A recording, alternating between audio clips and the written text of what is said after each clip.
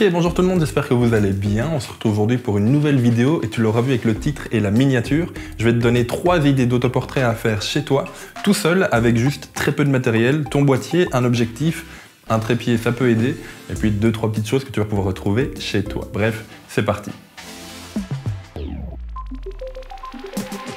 Ici, le matériel que je vais utiliser, ça va être un Sony A7 III et un 85 mm 1.8 ou un 40 f2, ça dépend un petit peu de la distance que j'ai besoin. C'est 2 objectifs de la gamme Zeiss Batis, c'est une gamme que j'aime énormément de par le rendu, mais soit c'est pas vraiment important, même si tu as juste ton 18-55, règle-le sur 55 mm, le zoom le plus fort et ce sera juste super bon. Alors du coup, première astuce que je peux te donner, ça va être de jouer avec de la lumière. Alors ici, j'ai pris un panneau LED, c'est le Bowling P1, que j'ai déjà testé sur la chaîne, la vidéo est quelque part sur la chaîne, enfin soit. C'est pas vraiment important si t'as pas un panneau LED. Le flash de ton téléphone, une lampe torche, une lampe de bureau, ça suffit amplement pour ce qu'on va faire après. Le but est de prendre une lumière, mais également quelque chose que tu vas retrouver dans ta cuisine et que moi j'aime énormément vu qu'à chaque fois c'est pour les pâtes, c'est une passoire. Alors le but, tu l'auras très vite compris, ça va être de mettre la lumière à l'intérieur de la passoire et de t'éclairer avec de façon à créer un espèce de contraste avec un jeu d'ombre et de lumière un petit peu original. Je mets des gros guillemets parce qu'on le voit partout sur Instagram, mais c'est une technique que j'ai pas encore testée et dont je voulais vous parler aujourd'hui. Donc ici j'ai le téléphone dans une main de façon à pouvoir déclencher en appuyant sur le déclencheur et en même temps du coup je vois le cadrage et j'ai la lampe dans l'autre en tenant la lampe comme je peux et la passoire du coup. C'est pas simple tout ça. Ok, celle-là je suis fan, celle-là j'aime bien. Ok, deuxième conseil que je peux vous donner, et celui-là je viens de galérer pendant 20 minutes à tout installer, donc je vous ai zappé tous ces petits assemblages, c'est de shooter au travers de quelque chose. Alors voici du coup le résultat final, qui est le retour vidéo pendant que je vous parle. Je sais pas si vous arrivez à bien le voir.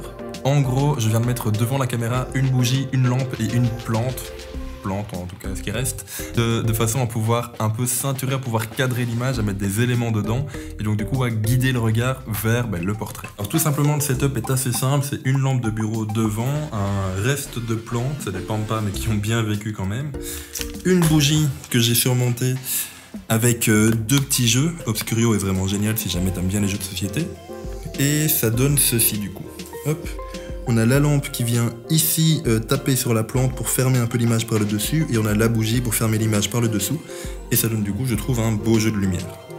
Ok, donc troisième idée de cette vidéo pour faire un autoportrait, ça va être de faire une double exposition.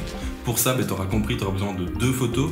Le but va être tout simple, ça va être de prendre un portrait assez contrasté avec des zones très claires et des zones très sombres.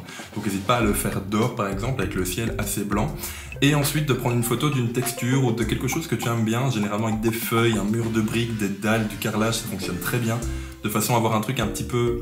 Vraiment une photo d'une matière très spéciale où tu ressens vraiment la matière au travers de l'image.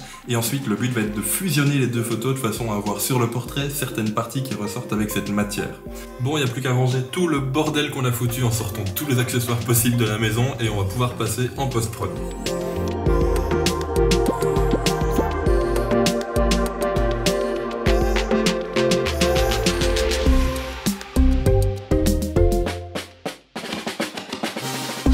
Ok, donc je viens de terminer de la post-production, j'ai gardé un total de 11 photos, j'ai fait quelques versions en noir et blanc, quelques versions en couleur. J'ai un gros coup de cœur pour la première idée que j'ai eue, c'est-à-dire la lumière à travers la passoire. Je trouve que ça rend vraiment bien, surtout en noir et blanc, lorsque tu augmentes bien les contrastes et la clarté. Le jeu de lumière est vraiment intéressant. En couleur, ça rend un petit peu différemment, donc je suis un petit peu moins fan. Au niveau de la deuxième idée d'autoportrait, celle de shooter à travers quelque chose, j'ai finalement gardé une idée que j'ai fait en off, que j'ai pas filmé. C'est le fait de mettre juste une plante, donc de mettre un objet devant la caméra. En l'occurrence, moi j'ai mis une plante que j'ai mis un petit peu en V comme ça, tout autour, et j'ai mis mon visage par-dessus. De toute façon, je vous montrerai la photo ici. Je trouve que ça donne beaucoup mieux que l'idée que j'ai filmée finalement, qui était de mettre une bougie et de mettre la plante par-dessus. Enfin, ça fermait un petit peu trop à mon goût. Par contre, pour cette version-là, je préfère la version couleur. Je trouve que les couleurs sont vraiment intéressantes. Après, pour la troisième idée, la double exposition, je suis beaucoup moins fan et ça se ressent à mon avis au niveau de l'édit. La photo est pas top, on va bien se l'avouer, elle est pas géniale du tout. Mais voilà, comme ça vous avez une troisième idée en plus si vous voulez vous amuser un petit peu avec. La double exposition c'est vraiment simple, il suffit de prendre, en tout cas sur Photoshop, 2 photos, de mettre les unes au-dessus de l'autre et sur celle du dessus de changer le mode de fusion. Je pense que de mémoire je l'ai mis sur éclaircir tout simplement. Ensuite, avec un masque de fusion, on vient effacer certaines zones qui nous déplaisent ou on vient atténuer les zones grâce à l'outil pinceau, tout simplement. Je les ai déjà publiés sur Instagram et des retours que j'en ai en tout cas, c'est effectivement la première idée qui ressort le mieux, celle du jeu de lumière avec la passoire. Si jamais tu publies également sur Instagram, je t'invite à publier avec le hashtag Stay Creative at Home. C'est un hashtag qu'a lancé le créateur Oya, O-H-J-H-A, je pense.